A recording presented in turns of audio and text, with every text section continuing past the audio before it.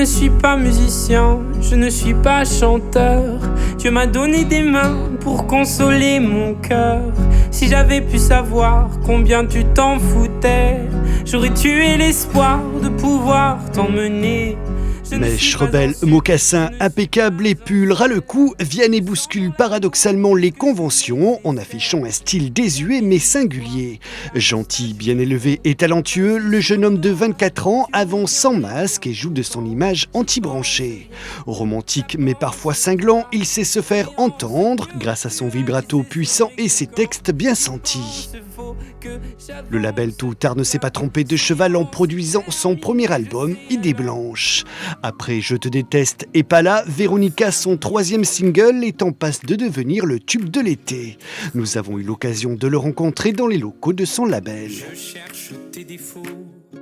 Alors ce clip, il est un peu particulier parce qu'on a j'en ai mis 8 jours à le tourner.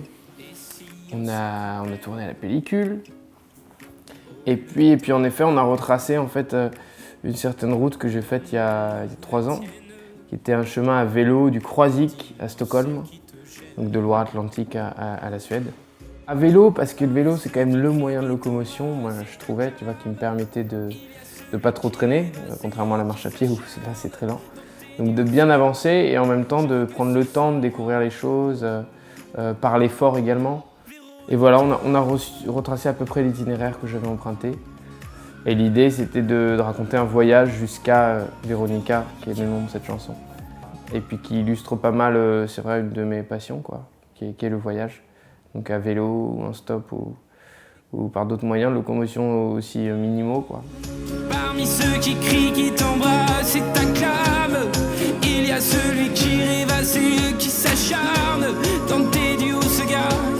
Je veux que ce soit moi. Les voyages, tu les retrouveras jamais directement, enfin en tout cas pas sur cet album, parce que je les évoque pas non plus très précisément, mais ils sont quand même là.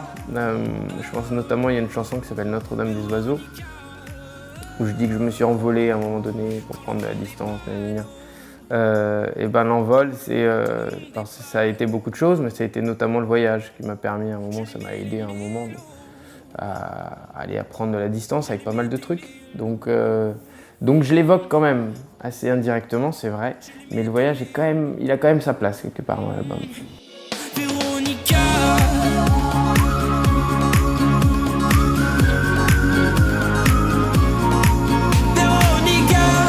Vianney s'est aventuré en Turquie en stop, a fait le tour de France en scooter électrique, mais dans Idée Blanche, il est surtout question d'amour. Vianney s'y livre sans pudeur et sans excès. Disons, moi j'ai écrit des chansons, j'ai pas écrit un album, quoi. Donc de me livrer, c'était pas difficile parce que je le faisais dans ma chambre, tu vois, en faisant des chansons. Alors après, de les présenter à un public, c'est autre chose. Une fois que les chansons sont faites, moi j'ai pas réfléchi au fait que les gens allaient du coup s'immiscer quelque part dans ma vie, notamment amoureuse. Il y a des histoires assez négatives à la base, les idées de base des chansons. Bon, il y a des ruptures, il y a des choses pas très heureuses, mais justement, l'idée de mes chansons, c'est quand même de me détacher de ces choses-là et de les prendre avec une certaine légèreté et donc un optimisme. Et donc les Idées Blanches, je pense que ça illustrait pas mal l'état d'esprit du coup de l'album, qui est celui-là, d'essayer d'optimiser les situations, si malheureuses puissent-elles être, quoi. Et j'essaie de faire en sorte que certaines personnes puissent s'approprier un petit peu mes histoires, qui sont des histoires pas si originales que ça, assez ordinaires, donc de phases de l'amour, etc. Donc l'idée c'est quand même que les gens retrouvent leur phase à eux personnelle, peut-être qu'ils se les approprient à travers mes chansons.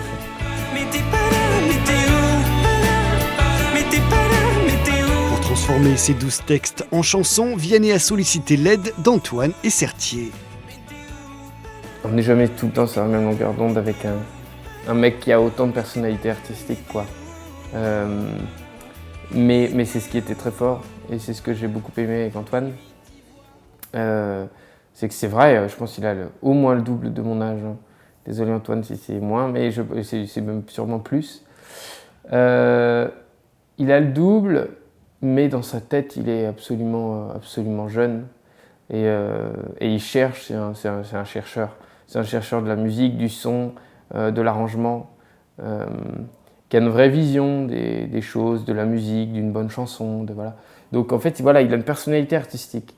Donc même si je n'étais pas tout le temps d'accord avec celle-ci, ça crée une vraie énergie quoi, quand on bossait ensemble.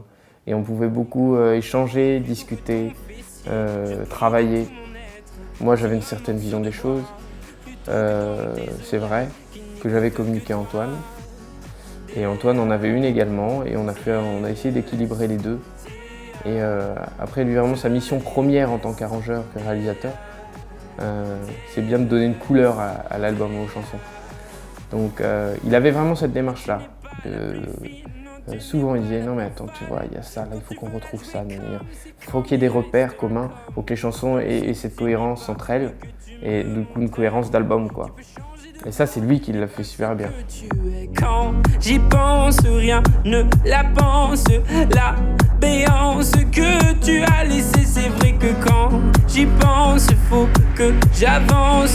La séance est terminée, je sais alors je laisse aller les doigts sur mon clavier. Je viens gifler mes cordes plutôt que ton fessier. Je crie de tout mon Truffé de mélodies entêtantes, Idée Blanche conjugue les genres, de la pop au folk, du rock à l'électro avec une rare aisance. C'est certain, la scène française devra désormais compter sur Vianney.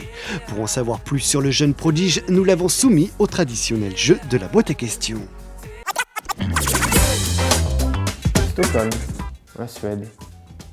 Je dirais le rugby, voilà, parce que c'est une vraie passion aussi, le rugby. C'est à peu près le seul sport que je suive régulièrement. Une chemise, voilà, je sais pas, j'ai tellement porté de chemise, et non, pas aujourd'hui, mais j'ai presque que ça, donc je dirais ça fait des années que j'ai à peu près que ça. Le vélo, assurément. Véronica.